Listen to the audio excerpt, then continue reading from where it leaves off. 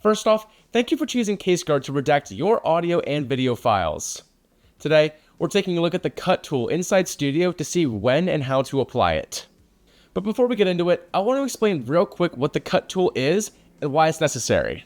The Cut tool is a fundamental editing feature that lets us process, export, and review the exact section of a file that pertains to the incident. It allows you to cut out sections of a video or audio file that you do not want in the final draft. So, as we can see, we have a 6-minute long video here, and as part of my request, I need to trim the first 2 minutes off of it. I can do this in 2 ways.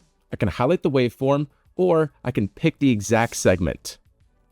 To highlight an area of the waveform, simply drag your cursor over the waveform, and then click and hold over the section you want this effect applied. Now, if we right-click, all of our options are going to appear, and we're going to select Cut.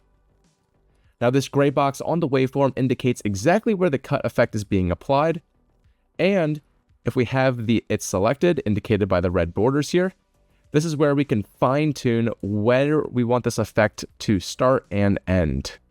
I want to get this as close to 2 as possible, like so. And we can also do the same thing at the start here, just going to make that straight up at 0. And now the first 2 minutes of this video are cut.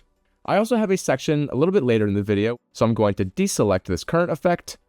And now I'm going to go into my Audio Tools panel, underneath Pick Segment. In this bottom box here, this is where the time ends. And I know the instance of PII that I want to redact ends exactly at the 6-minute mark. And it starts at about the 5:10 mark. So I'm going to input that time code into this top box here. And now we can see, judging by the waveform, we have that specific section of the video selected.